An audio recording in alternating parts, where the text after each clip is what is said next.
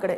चीनकडून माहिती वेळेत न मिळाल्यामुळे नेपाळमध्ये पुराचा हाहाकार झाल्याची माहिती सूत्रांनी दिली आहे। चीनकडून नेपाळला 45 मिनिटांच्या विलंबाने पुराची माहिती देण्यात आली। दरम्यान हिमतलाव फुटणार असल्याची माहिती चीनकडे आधीच होती असंही सूत्रांनी सांगितलंय। भारत आणि नेपाळ सीमेवरील उंच पर्वतीय परिसरात चीनचं रिमोट सेन्सिंग स्टेशन आहे आणि चीनच्या वैज्ञानिक टीमची एक जी टीम आहे ती परिसरात कायम असते, तिची नजर कायम या परिसरामध्ये असते। चीनने उशिरा माहिती दिल्यामुळेच नेपाळमध्ये पुराचा हाहाकार झाल्याचं कळतंय।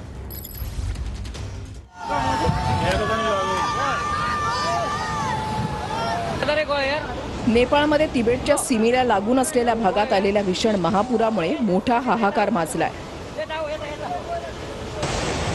नेपाळ आणि तिबेटच्या सीमेवर पाऊस नसताना भीषण पूर स्थिती निर्माण झाली आहे। ग्लेशियर लेक आउटबर्स्ट फ्लड म्हणजेच हिमस्खलनामुळे तयार झालेला तलाव फुटल्यामुळे हा पूर आलाय। अनेक गावांमध्ये पुराचं पाणी शिरल्यामुळे पायाभूत सुविधांचं मोठं नुकसान झालंय। दरम्यान चीनकडून माहिती वेळेत न मिळाल्यामुळे नेपाळमध्ये पुराचा हाहाकार उडाल्याचा दावा सूत्रांनी केलाय। चीनकडून 45 मिनिटाच्या विलंबानं नेपाळला पुराची माहिती मिळाल्याचं सांगण्यात येतंय।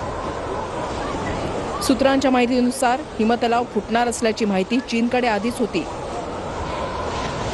या घटनेमुळे हिमालयीन भागातील आपत्ती व्यवस्थापन आणि चीन नेपाळ सीमावर्ती समन्वयाच्या कार्यक्षमतेवर प्रश्नचिन्ह निर्माण झालंय।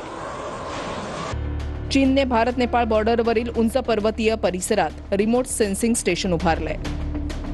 ऑटोमेटेड ड्रोन आणि इतर गोष्टींची माहिती देणारं हे हायटेक देखरेख नेटवर्क आहे। सेन्सर जो जलस्तर वाढला असा कंट्रोल रूम आणि ड्रोन सिस्टीमला अलर्ट पाठवतो। स्थानिक वैज्ञानिक टीम या परिसरात कायम नजर ठेवून असते। ड्रोनद्वारे हिमतलाव, नद्या आणि बर्फ वितळण्याच्या स्थितीचं निरीक्षण केलं जातं। हा हिमतलाव धोकादायक स्थितीमध्ये असल्याची माहिती चीनकडे होती, मात्र चीनकडून याबाबत नेपाळला उशिरा सूचना दिल्याने हाहाकार माजलाय। चीनी माध्यमांच्या माहितीनुसार तिबेटमधील केरुंग काउंटीमध्ये सकाळी 10:30 अचानक पूर आला।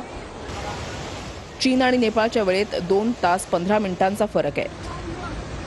नेपाळच्या प्रमाण वेळेनुसार त्यावेळी सकाळचे 8:15 झाली होती। पूर्वसूचना मिळताच नेपाळ सरकारनं नागरिकांना सुरक्षित हलवलं असतं। चीनच्या कोणत्याही विभागाकडून पूर स्थितीचा तत्काळ इशारा देण्यात आला नसल्याचा दावा करण्यात आलाय। रेसुवाच्या जिल्हाधिकाऱ्यांनी सकाळी सुमारे 9 वाजता दूरध्वनीवरून माहिती दिली। केरुंगच्या दिशेनं नेपाळकडे पुराचं पाणी वेगानं येताना स्थानिकांनी पाहिल्याचं त्यांना सांगण्यात आलं।